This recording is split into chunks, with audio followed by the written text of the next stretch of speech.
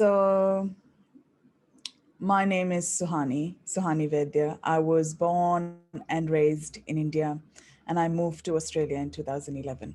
So I got married and moved here. Didn't know anybody, was excited about my new journey. Um, and then I started looking for a job, and I was really excited because I got my first job, and everyone said it's really hard to find a job, you're not from here, etc., etc. So I was super pumped. I got my first job in this recruitment boutique firm, and things were great. It was a really small firm. Things were great. I had a great relationship with everyone in the beginning. And the boss I was reporting to back then was a dynamic lady. She's a dynamic lady. So I used to admire the way she used to talk to the candidates and maintain that relationships. And I wanted to learn a lot from her.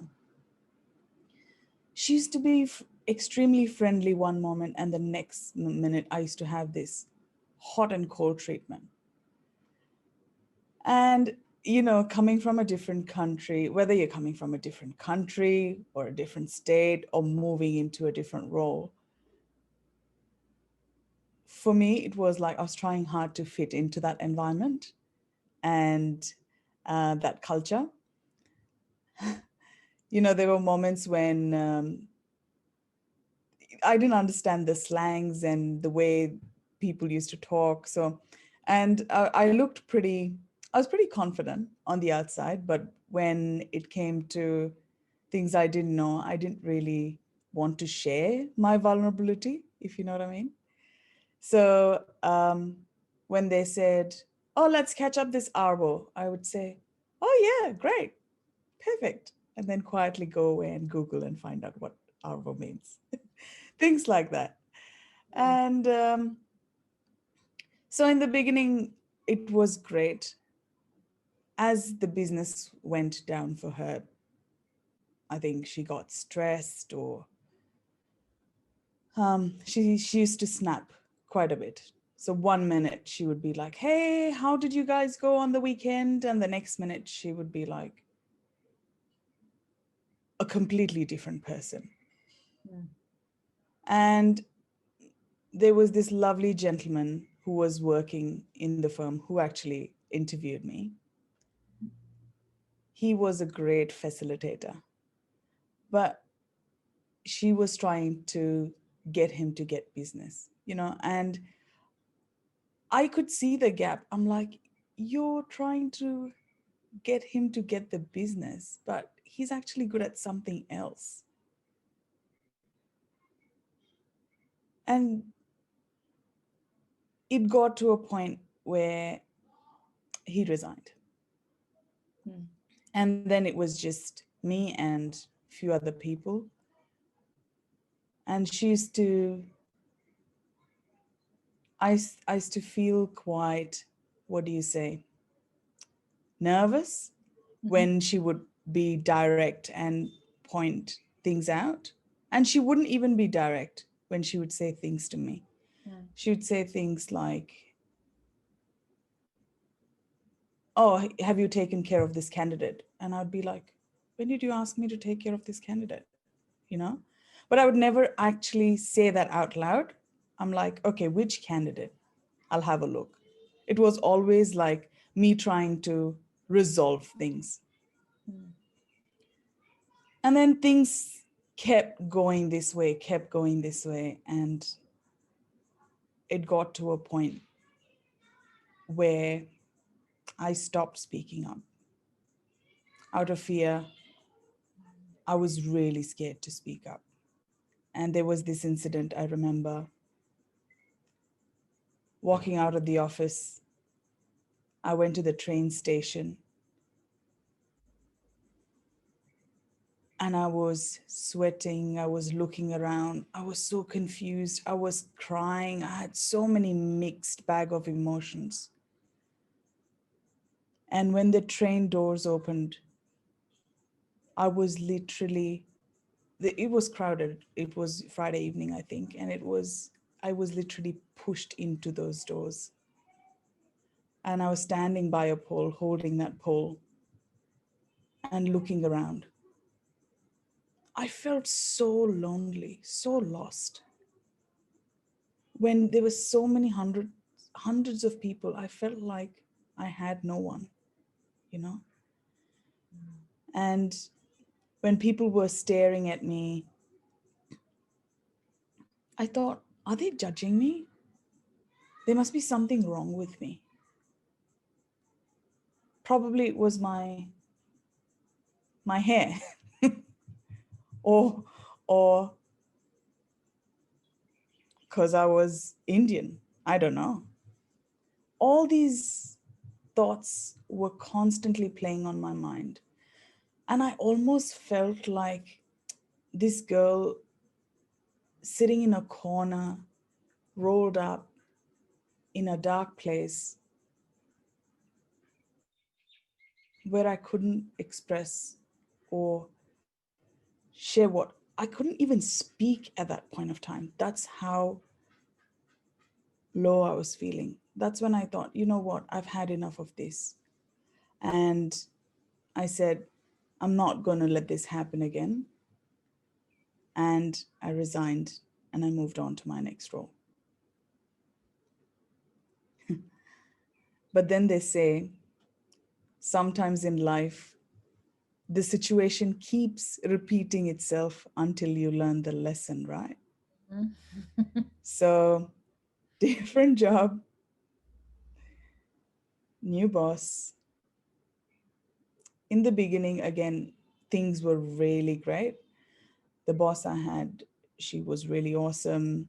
And I started having boundaries and putting my foot down. So, this role was different to what I did in the past.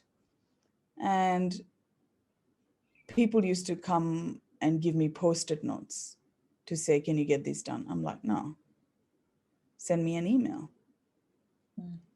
So I saw myself like gaining confidence again, putting boundaries and standing up, which was great. And then by then I was pregnant. I went on maternity leave. Um, it was a beautiful time in my life because it was my first child. Um, and I thought, okay, I'll take as much time as I can with my first. And the company got back to me and they said, oh, would you like to come join again? And at that point, I wasn't too sure. But then I thought, okay, why not? You know, she was 10 months old. And I went back. Um, I went back and I said, look, I can come back if I work from home and if it's part time, if that's cool, because it was just 10 months for her. And I was enjoying my motherhood. To be honest, I'd completely forgotten about work life. It was all new, scary. um,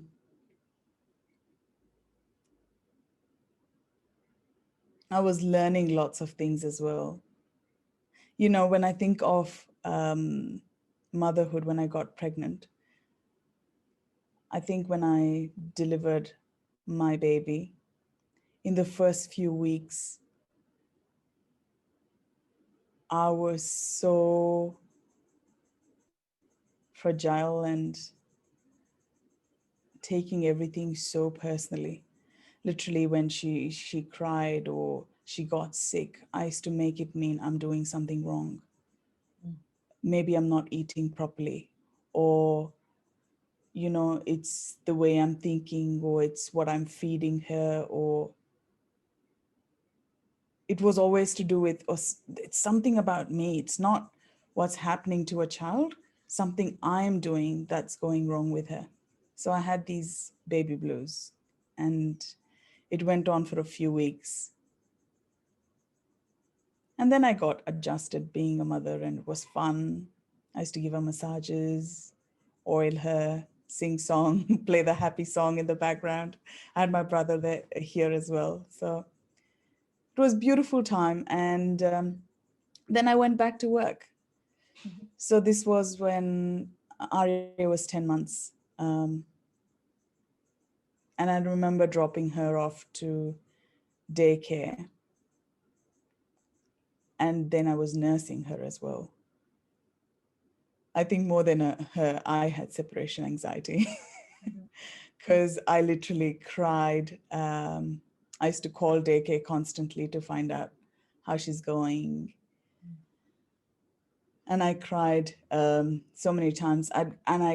In the like the first 2 months, I thought she was just not settling in. I thought maybe I'll stop working.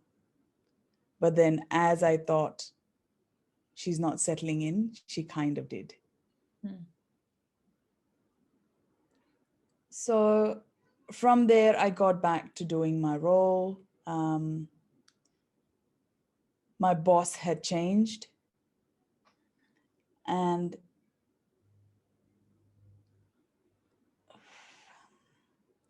I was doing a full time role in a part time job. Mm. I was working from home. In the beginning, I was like, no, I'm the type of person, oh, I need to get this thing done, get this done, get this done, get this done, you know? And I just did not lay strong boundaries, Ree. Mm. I just didn't. And I got lost in the role of being a mother, being an employee, being a wife. Like I was running on autopilot. Literally, wake up in the morning, cook, do this, get ready, drop her to school. If I'm working from home, then make sure everything is sorted, she's organized, everything's organized so I can start working. In the beginning, I actually enjoyed it because I wanted a bit of a something else to do as well because I was playing a full on mother role. My whole identity was mother. Um, and that was new to me because before then, I used to be this funny, independent party girl. And my whole lifestyle had changed. Mm. And as things progressed,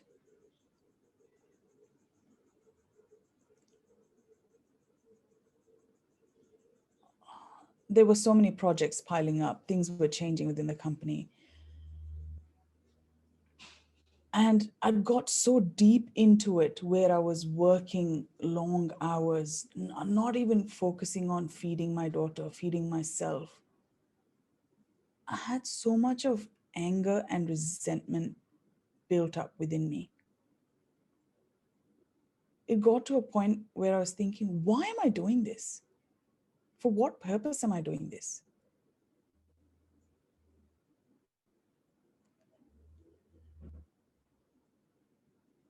I really wanted, back then, I really didn't know what I wanted. But what I wanted was a promotion.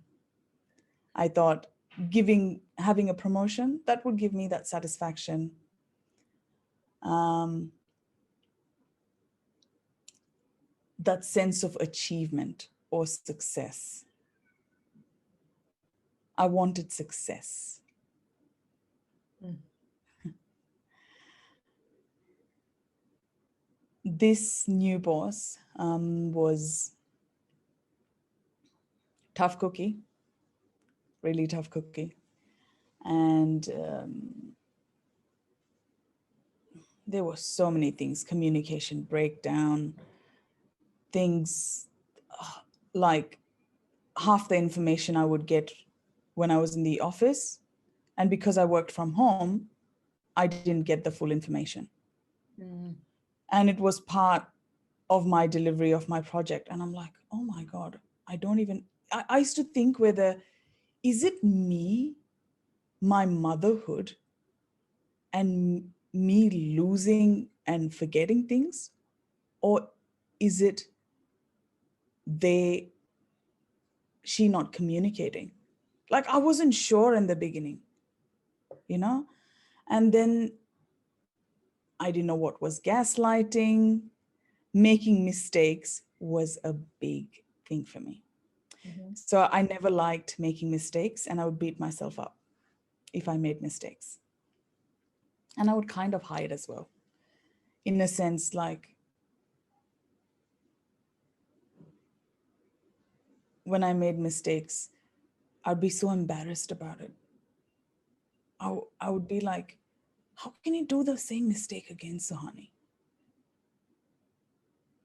And I would try and fix it, not share it with other people, not tell them what's going on. When I started, but then when I got coached and I started on my coaching journey, I realized that I had associated making mistakes to failure and that I won't be loved. And that's the reason I did it. Mm. And it took a long time for me to realize that. Yeah. And, you know, so things get progressing.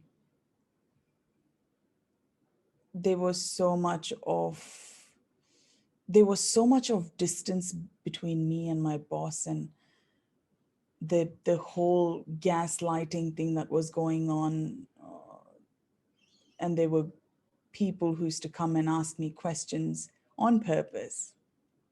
Mm. Back then I used to just get really scared and not say anything. But then I realized that this is a pattern. Hang on. I started getting out of my head and thinking, hang on, there's nothing wrong with you. There's something going on here. Mm. And I said, enough is enough. I need to find something else. I was contemplating what to do, because for me, working is a big part of my life. It's important to me. And I knew I was a people driven person. I loved interacting and helping people. That would give me, as soon as, even in my job, as soon as I help people, that would give me instant gratification. So I was in a process driven role, and I kept thinking that I'm not good at my job. The thing was, I was really good at my job. I just didn't know. I didn't see the bird's eye view. I Mm. saw the insecure and the really scared view of myself. Mm. It hit rock bottom for me when things were going out of control at work, in meetings, like the blaming each other, putting each other down. And half the time I didn't know what was happening because I was working from home. I kept telling my boss, look, we need more people. There's more work piled up. We need more people. She said, yeah, sure. Yeah, sure. I think she had her own plate full. And she just ignored it. And this was, I think, 3 years ago, 3 years ago, maybe. I remember it was around Christmas time. I had a busy day at work and I came home. My husband and my daughter were sitting in the pool. They were having so much fun. I just looked at them, and I was not looking at them. I was not present for them. I was literally looking through them. My mind was racing with these thoughts where I couldn't control myself. I was telling my husband, I think the whole world is against me. I think they want to fire me. There's something going on there. There's so much of self-doubt, trust issues. And I said, look, my husband is like, no, why would they be against you? You're just being silly. And I'm like, no, I'm telling you, there's something going on. There's something going on. You need to believe me. And he's the type of person, come on, toughen up. Yep. You need to face the world. And I just felt that I couldn't speak to anybody. Mm. There was nobody there for me who could hold space, who could say, you know what, you are feeling this, and it's okay for you to feel this.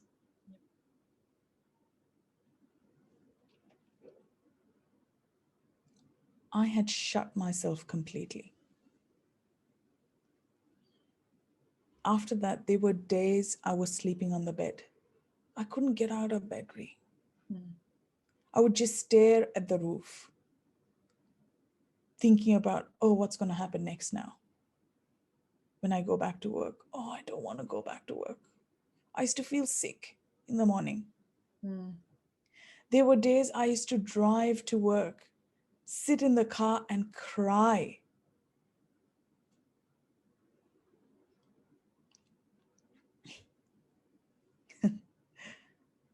Those memories coming back. Um, Cry, wipe my tears off, and listen to the song This Is Me. Mm. It was almost like wear this mask, first cry, wear this mask, and go as a warrior. Mm-hmm. So first I thought, okay, I'll go to HR and complain. But I thought I couldn't believe HR. I couldn't trust anyone because there were so many times people had complained, nothing was done. So I thought nothing will be done. I'll lose my job. And at that point of time, I just thought there's no other way for me. My confidence was so low. Yep. From a person who's has a business, has a bachelor's degree, master's degree, who's lived outside, who is so friendly, who gets a job easily, who can connect with anyone and literally do anything, if I put my mind to it, to believing that I can't get a job. I can't. I Mm-hmm. can't do anything. I'm stuck. I'm just stuck. And anything said, like my friends, my family, I used to feel, what's their intention? Why are they saying what they're saying? Mm-hmm. Literally, like doubting everyone's intention. And I was feeling like, why doesn't nobody get what I'm saying? And why doesn't anyone believe me?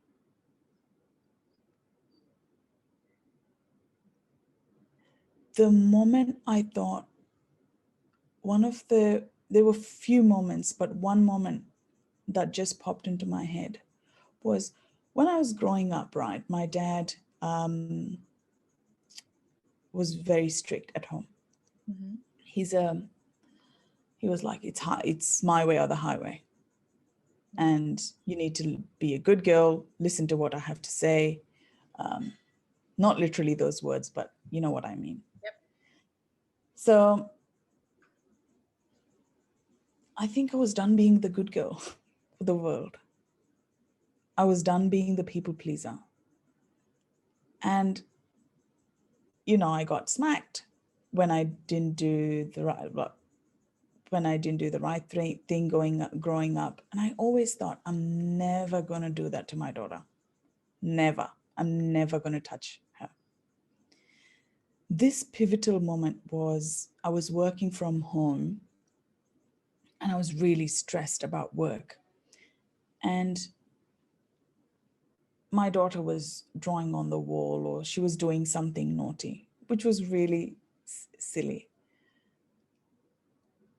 And I just lost my temper and I just screamed at her and I almost lifted my hand to smack her. Mm-hmm. That's when I saw this. It was almost like something I thought I would never do. in my life, I saw that shadow self in front of me. And I was in shock. I was in shock when I saw that. Because I'd promised myself that that's never going to happen. And I was being my dad. That's when I thought, come on, Suhani. There's something that needs to change here. Yeah. What is this? Before you go on, actually, Yeah, one thing that has come up a lot is when we try not to be our parents, we turn out exactly like them. that is so true. So focused on, I don't want to be like this person. And then one day you realized, I am exactly like this person because I put all my energy in focusing on what I didn't want that I kind of created it just a little bit. And going back actually, when you first were having the thoughts, you said you were going on a train and Yeah, you had a lot of judgments, yeah, which I feel were about yourself yeah, because projecting it out like this person absolutely. is that, and going from having that anxiety and having those Mm, thoughts about yourself and going into motherhood and mm, going through the postnatal depression. yeah, And then you're almost like taking all of that with you everywhere you go, yeah. which is what I believe why you were feeling the way you were feeling. Because You rightly said that. Yeah, you um weren't resolving anything. You would almost like you were pushing it aside because, and I can relate to this, I got stuff to do. I'm a mother. I've got kids mm, to raise. I need to work on getting a career. I got to do stuff mm, around the house. If I don't do this, who will? And so yeah, that's the kind of energy that I'm feeling from everything that you're telling me. Um, absolutely. And back then, I had no awareness. mm, You know, I had no self awareness. It was almost like, they say perception is projection. That was zero. It's the other person. My husband is not listening to me. It's my boss who is bullying me, or it's my colleagues who are doing this to me. It was always blame, blame, blame. And and that's where I was at. Now when I look back, I've learned and grown so much. mm, What we see in others actually exists within us. yeah. I just refused to accept it at that point of time. Mm, And yeah, that's exactly right. And that's when I started thinking I wanted to learn more about myself. I wanted to find a different career, different degree, because I had hit rock bottom. mhm, I tried my best to change myself and like focus more on the job. And the funny part is I said I'm a people driven person and I was doing a process driven role. When I did my profile, that was a detailed job. My details were like minimum, as in that's not my strength, that's not my superpower. And I was in the wrong job. I recognized it a long time ago that this is not lighting me up. This is not something I want to do, but I just ignored it. Oh, I'm a mother. I can't change now. Let Arya grow a little, bigger. Let her go to full-time school. Then I think about myself. Or like I'm too busy to upgrade or study or do something else. And there was fear as well to yeah. just go and try something out. So much fear. And when I had hit this place where I could not take it anymore, and I thought, okay, this is not coincidence, Suhani. Every single time you can't feel this way everywhere you go, there is something you need to look at, something you need to change. That's when I started on my coaching journey. I thought I'll do a psychology degree because I really wanted to learn more about the human mind, about our feelings, thoughts. I was watching all these motivational videos online, and that used to literally be my, it used to take me to a high vibration for 10 minutes every time I watched these um, videos. And then I ended up going and joining Coaching Institute and learning all about the human mind, behavior, feelings, thoughts, and our triggers and all of that. And when I started on my journey, I remember going to one of the induction sessions, and my mentor was talking about gratitude. How gratitude was one of his top values. And and I'd heard so much about gratitude, journaling, and all of that. But then after that session, I just realized I had no gratitude for anything I had. It was always, this is not good enough, or, blaming someone else, not taking responsibility for my own actions. I am behaving this way because you're not listening to me. This is what is happening to me at work. And I did not have gratitude that I had roof above my head. I did not have gratitude that I had a beautiful daughter in my hands. I did not have gratitude that I'm safe, I'm secure, I'm living in such a peaceful environment. I did not have gratitude for my husband. I had no gratitude within me, even for a little bit about myself free, not even teeny bit. Yep. That's when I went home and I said, nah, the first thing I'm going to change is I'm going to be grateful for what I have. And then when people started talking about be grateful for the sun, the wind in the air, I didn't understand that wind in your face. I did not get it. I'm like, I'm not going to be superficial because it's not working. Now I appreciate it. When I go out and walk on the ground with the grass below my feet, that wetness, that wind in my air, on my face, I'm truly grateful when I feel that. But Yep. back then I did not. So what I did is I used to I used to write 5 people or things I'm grateful for that day. And when I wrote, I thought about it and I felt it completely in my heart. One was anyone who helped me. Two was back then my relationship with my husband was quite rocky. I thought, okay, I need to fix this. So any small, tiny thing he did, say, for example, he cooked something, I would think about that moment and say, thank you so much for cooking for me. And I used to feel it in my heart. Mm. And I did that every single day. One more thing I added was, what's the one thing I did differently? Like today, I got out of bed. I didn't want to get out of bed, but I got out of bed. Mm. Thank you, Suhani, for doing that. And I kept building that every single day. Mm. And I started actually seeing things differently.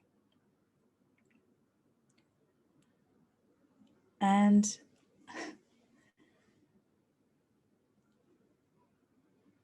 I started, I remember I started walking as well. Before, I never used to feel like walking, doing anything. And there's a beautiful lake near my house, and I started meditating. From a girl who loves party and who doesn't believe in all these, well, I wouldn't say believe, because back when I was in 2010, maybe when I was 16 or 18 or something, I'd done this spiritual course in India where I had these beautiful experiences where, light passing through me, I felt so fulfilled, and things like that. And I'd forgotten all about it because I was back in my bubble world, enjoying my life, doing my own thing, you know.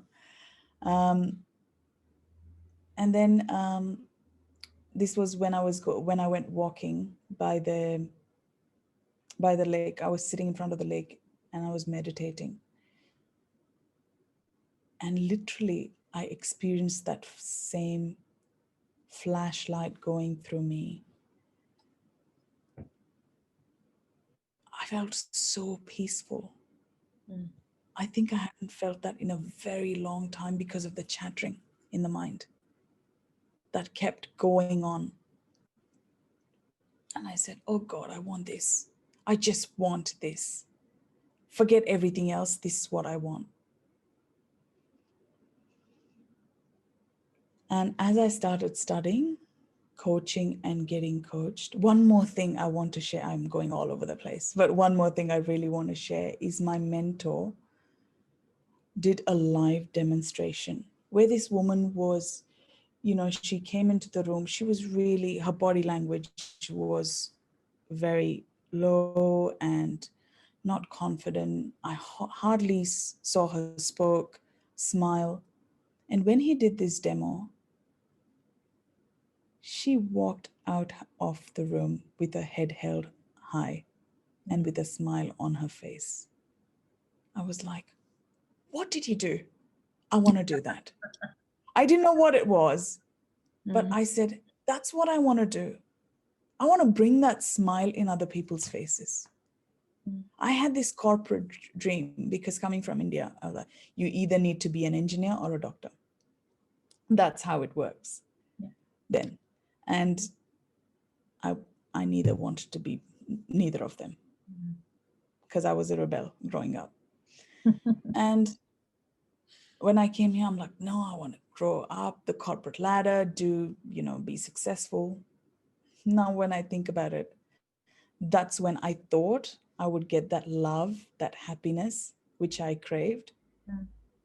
Because what I believe is you have that drive, you want to achieve something. You think when you reach the pinnacle, that's when I will be, insert whatever your emotion is or whatever you want to achieve.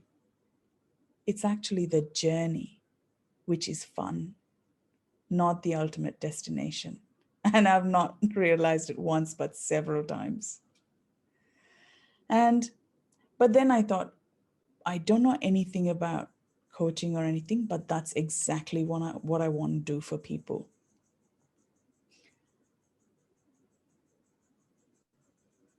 And as I started learning all of these techniques and studying, I used to wake up at 3 in the morning, study, coach other people, and go to work, come back. In the evening, I used to sit and study. I was really, really driven. I Mm. was so curious. And this was the first time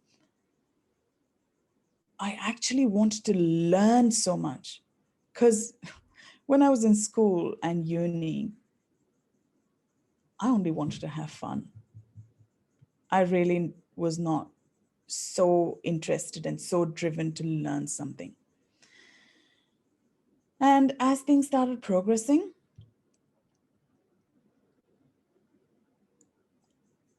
at work,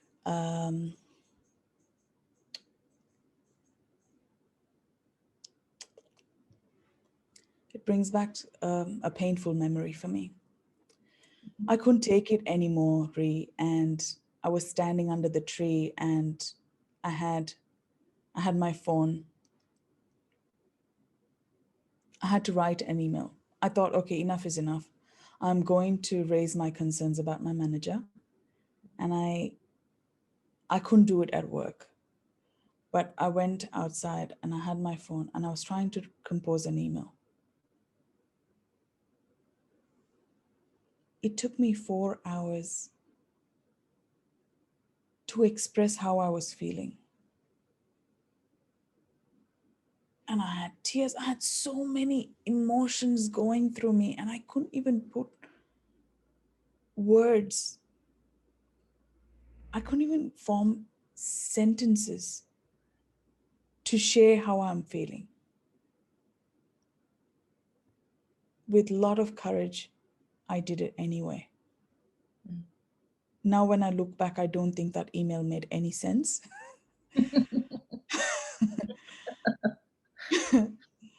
and uh, and then when I went back, my boss said, "Where were you?" Like, I think she was concerned about where I went because I didn't tell anyone anything. Mm. And that's when I took the courage and I said, "Look, I think things are not working out between you and me. I feel intimidated by the way you speak and the things that happen around me at work." Because I'd got to a point where I thought, you know what, if I lose my job, I lose my job. Yeah. But I need to speak my truth and how I feel.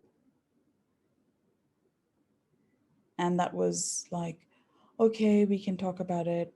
What do you want? Do you want meetings? It was always the same. Like, it was all spoken, you know, we used to say, okay, how can we resolve? We have these talks, but no action, and goes back to being the same thing. Mm. And that's when I hired not hired, that's when I got a mentor for myself. Mm. And I knew I had to work through this. I Mm. had to work through this. Actually, I have a I quick question realized, for you. yeah, sure. Do you know much about the five love languages? Yes, I do. Which one is yours? I think for me, it is acts of, I've done it a long time ago by Gary. I think it's words of, what's it called? One is the words and the other one is the action. Words of affirmation. Yeah, We think words of acts of service. acts of service. Yeah. Yeah. Words of. So my question is, between the relationship between you and Mm. your boss had acknowledged you from the very beginning, how different would have this looked? Um, I think it would have been different, definitely different, because the breakdown was actually communication breakdown. Mm. She had thoughts in her head, I had thoughts in my head. And she used to not address things. I didn't address things. And it was tiny. In the beginning, if we had just spoken about it, we could have resolved things, come up with different plans. But Yeah. as the wall kept building up, it got to a point, it was so far apart. I felt like it had gone beyond because things were happening to her as well. Mm. Hindsight, now I think that, you know, a lot was going on in her life, which I didn't know about. Yeah. And people are not mean to you, or people don't bully you, or even if they do, few people are aware, few people are not aware, but they come from a place of what they know. That's the best they know. Mm. If they knew different, they would do different. If I knew different, I would do things differently with my daughter, Mm. with my husband, with my friends, at work. And that's what I did. Once I started having these realizations, once things started changing, the first biggest change was I changed my relationship with making mistakes. Every time before I used to say making mistakes is failure. Now I said making mistakes is how I learn and grow every single time. And I used to go back to work and I accepted the mistakes I made and I fixed them. I wrote emails accepting my mistakes. And then people were like, now what do I do with her? Because that was a point they had.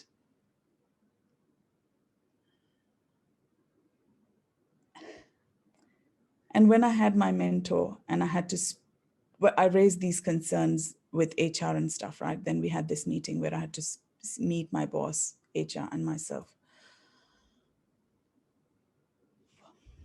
That was such a scary moment for me.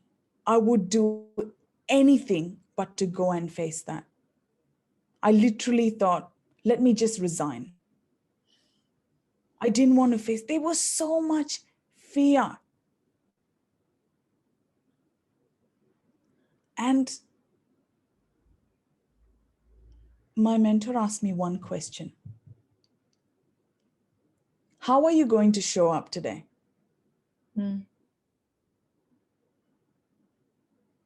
I said, I'm going to show up as a leader. She said, what are you going to do? I wrote down the issues I was having and how we could resolve it. So I went into that meeting. My boss was here. HR was there.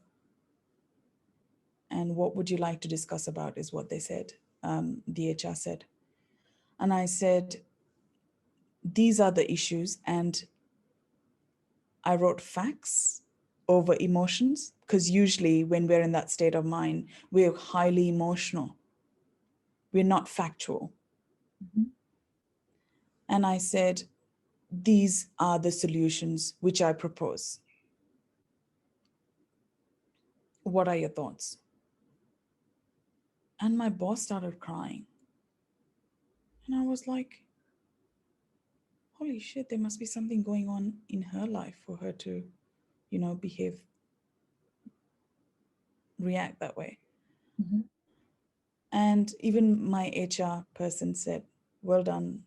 You were really bold and brave for you to speak up and show up in a professional manner and as a leader, But what the biggest realization I had was fear feels so real, but it's so illusional. Imagine me not just going back to me wanting to resign, me wanting to run away from that conversation, me hiding, to just going and speaking up and sharing the concerns and giving those solutions. It changed.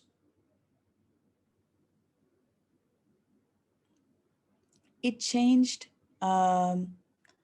It changed my.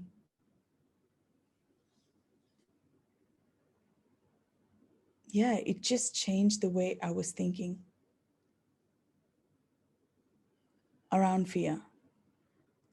And now, this is what I do. This is what I help others with. I help others who faced bullying at workplace or growing up, heal their trauma, heal, help them heal their fears. And how I do it is exactly what I did with myself. I accepted the parts of me which I rejected.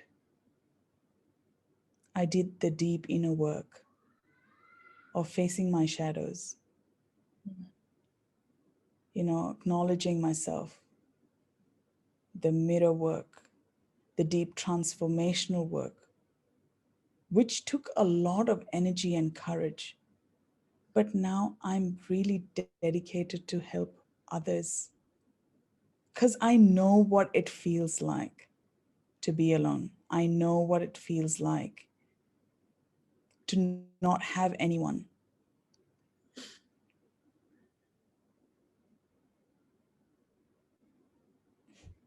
I know what it feels like to be bullied, Mm. to have those bullying fears within us. Yeah. And my mission is to help others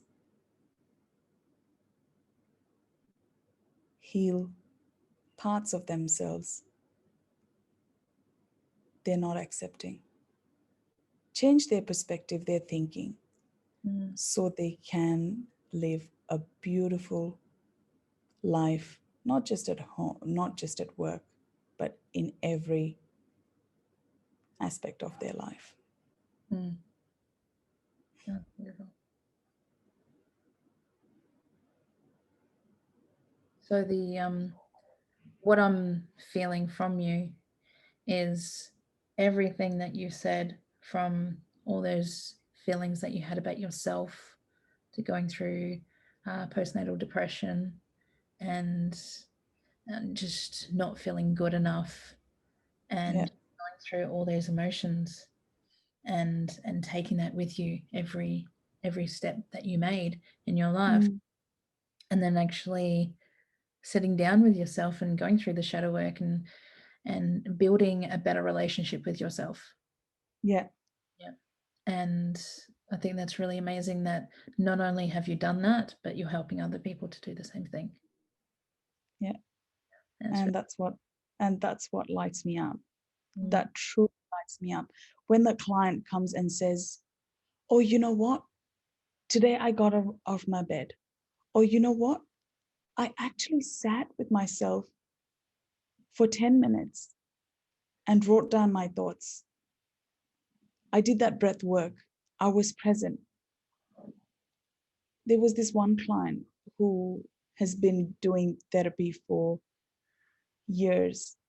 And in one session, he came back to me and he said, "My psychologist was so happy with me because I opened up my childhood trauma." And she had done so many sessions apparently, and he never opened up. So thank you so much. And when I get those messages, I feel I'm doing service. I'm doing my work. yep. And that's what I want to do. And sometimes one small step for someone can be something so big for them emotionally, Yeah, even if it is getting absolutely. out of Yeah, bed. No, I love it.